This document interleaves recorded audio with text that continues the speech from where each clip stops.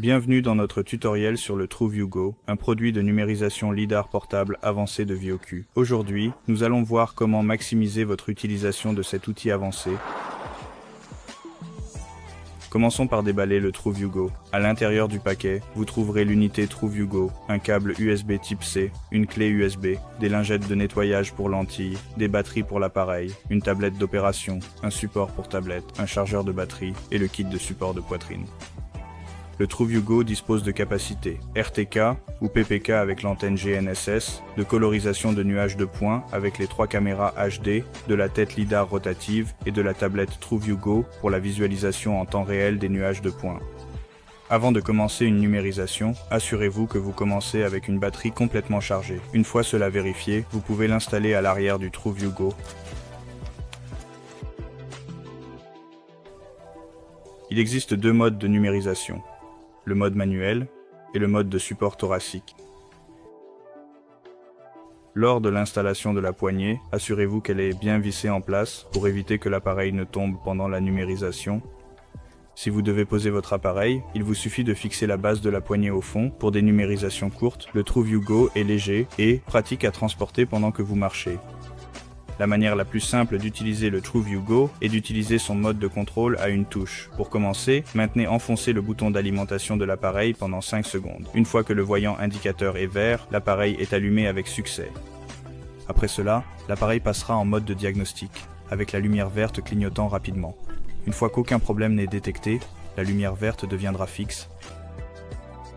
Pour commencer un projet, appuyez brièvement sur la touche d'alimentation de l'appareil. La tête laser commencera à tourner, maintenez l'appareil stable et assurez-vous qu'il n'y a pas d'obstruction autour.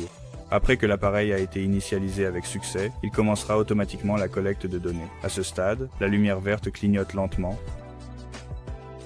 Arrêtez l'acquisition de données en appuyant brièvement à nouveau sur la touche d'alimentation. Il est important de noter que le mode de contrôle à une touche ne proposera pas de correction RTK. Vous ne pouvez également pas collecter la scène de capture, qui sera par défaut en mode de numérisation intérieure. Cependant, pour des scans plus longs, vous pouvez utiliser le support de poitrine pour stabilité et confort. Fixez les supports sur le côté et ajustez-les en conséquence. Assurez-vous que les bandes réfléchissantes sont orientées vers l'arrière. Ensuite, fixez le bras pivotant à l'aide des vis appropriées pour le verrouiller en position. Insérez le support de tablette dans le bras pivotant et sécurisez la tablette en place. Vous êtes maintenant prêt à verrouiller le TrueView Go en place et à serrer. Assurez-vous de maintenir le TrueView en place une fois que vous commencez à numériser.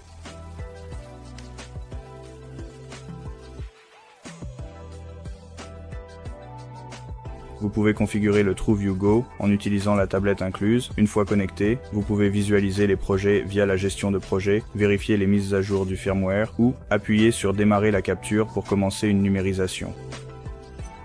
Ici, si nous ouvrons les paramètres, nous pouvons activer le nuage de points colorisé et activer ou désactiver les corrections RTK.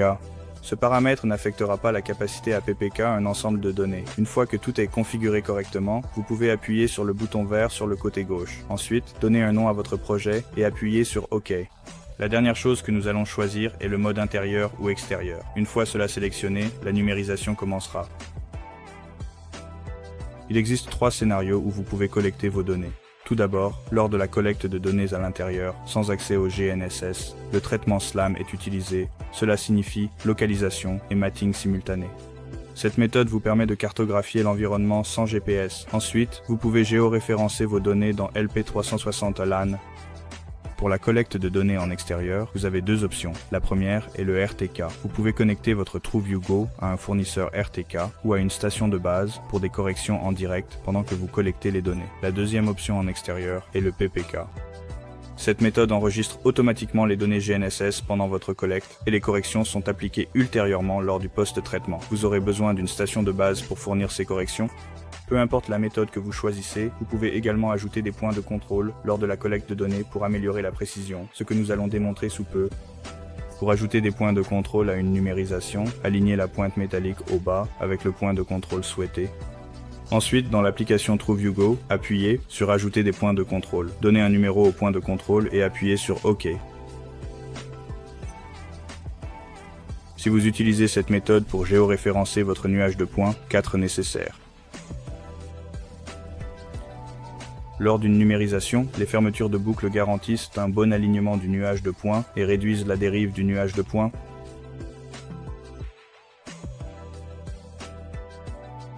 Important que les fermetures de boucle sont inutiles pour la numérisation en extérieur avec la connexion GNSS. Pour importer un cycle terminé, choisissez Importation de cycle puis choisissez TrueViewGo. Ensuite, cliquez sur Ajouter un cycle et choisissez un projet. Cela peut se faire directement depuis l'unité Go si elle est branchée. Ensuite, choisissez votre mode de traitement, PPK, RTK ou SLAM en fonction du scénario de capture. Dans l'écran suivant, vous pouvez donner un nom à votre projet et choisir un système de référence de coordonnées. Local sera utilisé pour tout traitement uniquement SLAM. Une fois terminé, le cycle importera et le traitement commencera automatiquement. Vous pouvez voir l'état de ce traitement en cliquant sur Gestionnaire de tâches ici. Une fois que l'état du travail passe à prêt, vous pouvez alors le sélectionner et continuer avec le post-traitement. Le TrueViewGo est unique en son genre et a d'innombrables cas d'utilisation. Cela conclut ce guide pour débutants. Assurez-vous de rester à l'écoute pour des conseils et des tutoriels supplémentaires.